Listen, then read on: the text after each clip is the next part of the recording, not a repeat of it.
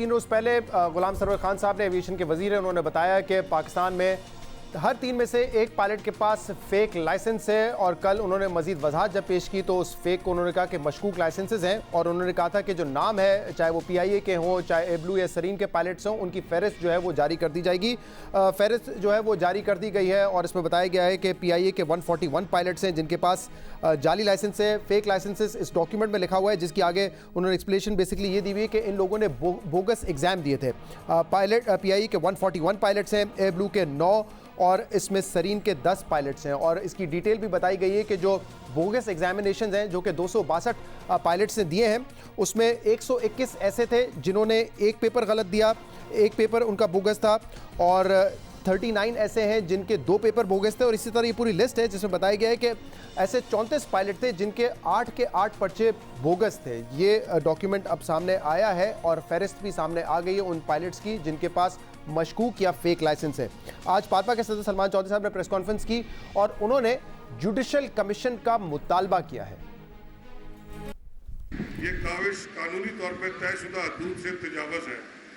Pakistani pilots बरादरी chief justice of Pakistan से इंतहाई इल्तमास के साथ दरख्वास्त करती है कि एक जुडिशल कमीशन तश्कील दिया जाए जो मजाज अफराद और इस शोबे के माहिरीन पर मुश्तमिल हो।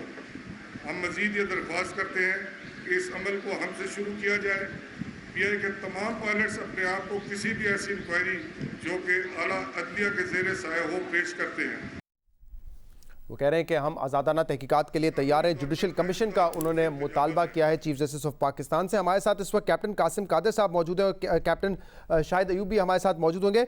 शाहिद अयूब साहब, आज पाल्पा के सदर साहब ने यह कहा है कि जुडिशल कमीशन का मुतालबा किया। हुकूमत कह रही है कि हमारे पास ये सारा एविडेंस मौजूद है जिसके बुनियाद पर हम तहकीकात कर रहे हैं और पायलट्स को हमने ग्राउंड कर दिया है। ये है क्या मामला क्या है इन एग्जामिनेशंस का? क्या गलत तरीके से पास किए गए हैं इसलिए इनको फेक डिक्लेयर किया गया है लाइसेंसेस को? नहीं जी, मैं ये तो नहीं कहूँगा कि वो गलत तरीके से डिक्लेयर किया गया या सही तरीके से डिक्लेयर किया गया। हमें असल में देखना पड़ेगा ये सिलसिला है क्या। देखें, ये आज से कोई 6-7 साल पुरानी बात है जब हमारे यहाँ जो पेपर्स होते थे सिविल एविएशन में वो सब्जेक्टिव होते थे और किसी हद तक, बहुत थोड़ी हद तक 10 से 20% ऑब्जेक्टिव होते थे। ये सडनली उन्होंने प्रोसीजर चेंज किया और एक इन्होंने कोई 40-50 हज़ार सवाल या इससे ज़्यादा, मेरे ख्याल में, मुझे एग्जैक्टली तो याद नहीं है, ये सारा इन्होंने सिस्टम एक डेवलप किया सिविल एविएशन में।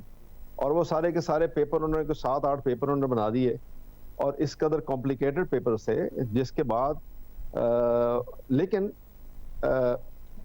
ये कहना तो मैं तो कभी नहीं कहूँगा कि जिसके पास बोगस पेपर दे के उसने लाइसेंस लिया उसको छोड़ दिया जाए, ये बात तो बिल्कुल नहीं है। लेकिन उसकी तह तक जाना बड़ा ज़रूरी है। पहली बात, सबसे इंपॉर्टेंट बात यह है कि वो लाइसेंस जेली कैसे हो गया।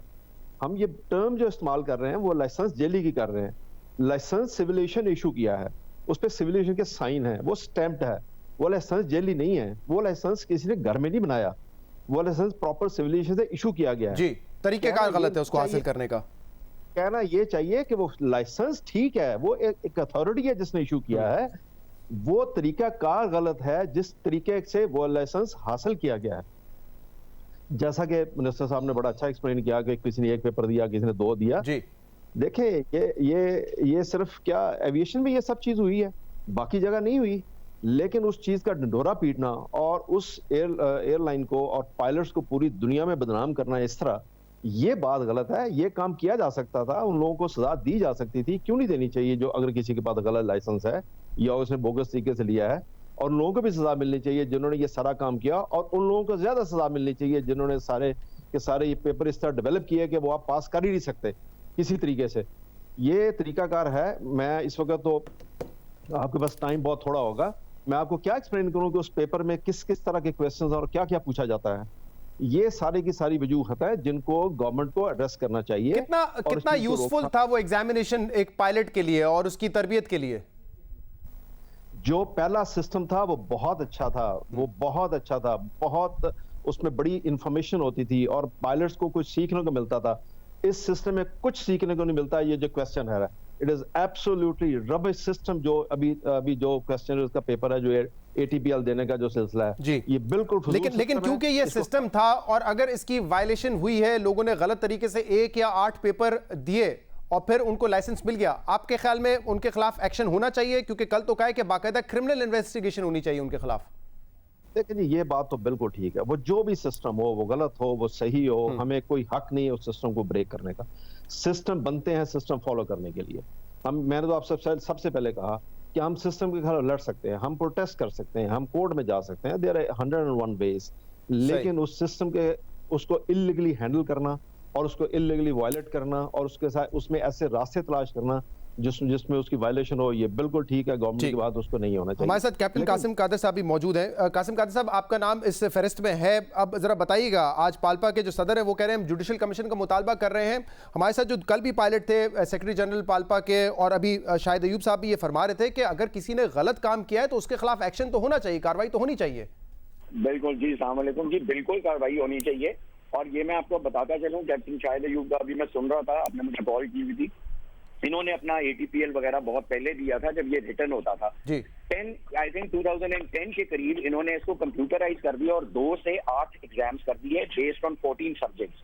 अब वो इन्होंने नया सिस्टम शुरू किया, आपके एग्जाम सारे जो हैं, आपकी फीस ये में जमा होती है, आपका सारा कुछ उधर होता है, सिविल एविएशन की बिल्डिंग होती है, उन्हीं के कंप्यूटर होते हैं, उन्हीं का इन्विजिलेटर होता है, फिर उनकी एक मार्कशीट निकलती है 8 पेपर्स की, और आपको 5 इयर्स के अंदर ये 8 पेपर करने होते हैं।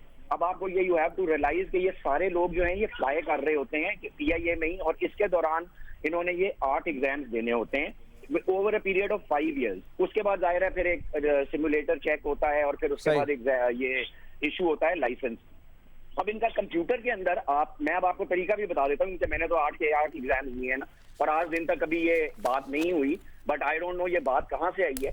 इस लिस्ट के अंदर भी मैं आपको मैं आपको पहले सिस्टम बता दूं। आप जाते हैं, आप फीस जमा कराते हैं, फिर आप जाके एग्जाम देते हैं, उस कंप्यूटर के आगे आप बैठते हैं और आप उसके बाद सारे एग्जाम जो देते हैं 100 क्वेश्चंस होते हैं हर एग्जाम के, दो करके हर एग्जाम में सब्जेक्ट्स हैं, ठीक है, 14 सब्जेक्ट्स हैं, और उसमें से कुछ एग्जाम है जिसमें एक ही सब्जेक्ट का है, क्योंकि जाहिर है अगर 8 पेपर है तो कट द शॉर्ट मुझे बताइएगा। नहीं, I can't cut this short because I have to explain in detail, okay? Since I have been suddenly after 18 years accused and many more like me have been accused, मैं आपको इस list में अब नाम से भी बता सकता हूँ, ऐसे लोग हैं जिनके आगे लिखा हुआ है कि जी उनके 9 पेपर जाली हैं। जब सिविल एविएशन के पेपर ही आपके 8 हैं, उनके 9 जाली कैसे हो सके? अच्छा। हो गए। फिर कुछ को पायलट के नाम हैं जिन्होंने अभी तक, क्योंकि उनका अभी बारी बाद में आनी है एग्जाम देने की, उनके आए हैं कि सर हमारा क्या बनेगा, हमने तो अभी तक ये एग्जाम देने ही नहीं शुरू किए, उनके भी नाम इसके अंदर। अच्छा, लेकिन क्या ये बात दुरुस्त है कासिम साहब के? हाँ, मैं सवाल भी आपसे पूछना चाह रहा हूँ कि क्या ये बात दुरुस्त है कि ये किया पायलट्स ने कि पैसे देके किसी और को बिठा दिया, किसी और ने एग्जाम दे दिया, और इस वजह से ही बोगस कहा जा रहा है कि उन्होंने या तो चीटिंग करके पास की या किसी और के जरिए एग्जाम पास करने की कोशिश की? ये हुआ है या नहीं हुआ? आपको जो सिस्टम मुझे नहीं पता, और जिसने भी ये किया है उसको बिल्कुल पकड़ना चाहिए। आपने नहीं किया? आपको तो कभी मैंने ऑफ कोर्स बिल्कुल नहीं किया जी। अगर मेरा बार बार ये लाइसेंस जा जाके रिन्यू सिविल एविएशन के अंदर होता है एवरी ईयर, जब मैं सिमुलेटर देता हूं, मेरा लाइसेंस अभी भी 5 इयर्स के लिए रिन्यूड है, और ये आज दिन तक बात नहीं हुई, सडनली ये बात जो है ये किस तरह शुरू हो गई? तो फिर ये क्यों कह रहे हैं कि बोगस एग्जाम्स दिए इन पायलट्स ने? लोगों से ये किस तरह कह रहे हैं? आप पूछे ना, आप पूछें कि ये एकदम जिनके नाम, मैं आपको और नाम बता रहा हूं जिन्होंने अभी एग्जाम में बैठे ही नहीं है, उनका इस लिस्ट में नाम दिया हुआ है जनाब। वो अभी बेचारे को पायलट्स हैं ऑन 320s, ऑन 777s, और उनका नाम दिया जिन्होंने अभी तक अटेम्प्ट ही नहीं किया ये exam. How can they defame somebody who's not even sat in those सही, exams? और इसीलिए आप लोगों ने आज जुडिशियल कमीशन का मुतालबा किया, लेकिन एट द मोमेंट क्या है आप लोगों ने, ठीक है वो आपका मुतालबा मैंने चलवाया भी है जो आज सलमान चौधरी साहब ने बात की, लेकिन अब आप लोगों को ग्राउंड कर दिया है PIA ने, आपको जहाज उड़ाने की इजाजत नहीं है?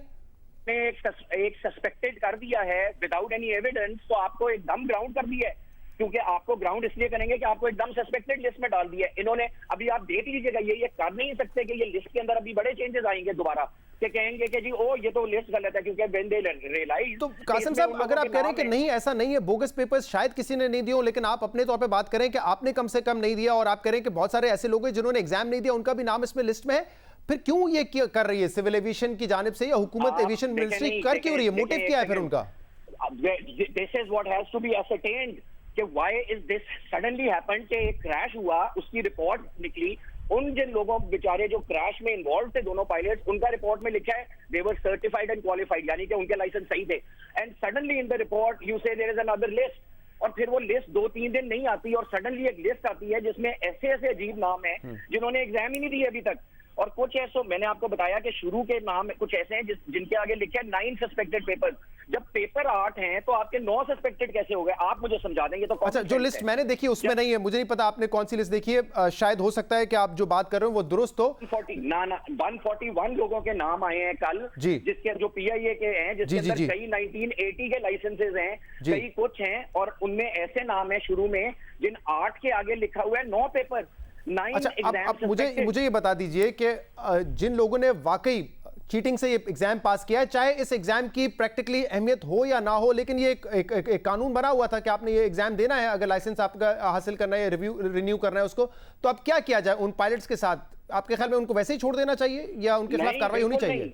अगर किसी ने ये एक्चुअली एग्जाम्स जो हैं ये इस तरह किया, उनके साथ बिल्कुल कार्रवाई होनी चाहिए, because we can never endorse any wrong paper.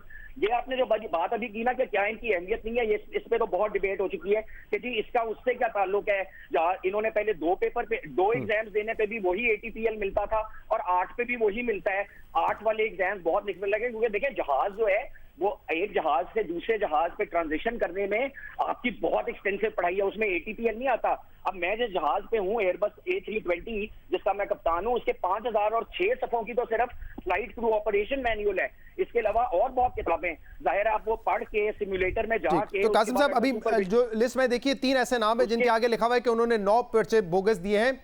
लेकिन मुझे जी कासिम साहब, अब कल हमारे साथ आप ही के पाल्पा के ही सेक्रेटरी जनरल साहब मौजूद थे, नरेजो साहब। उन्होंने कहा कि देखे मुझे नंबर पर एतराज़ है कि इतना बड़ा नंबर नहीं हो सकता, लेकिन ऐसे लोग जरूर होंगे जिन्होंने बोगस एग्जाम दिए होंगे।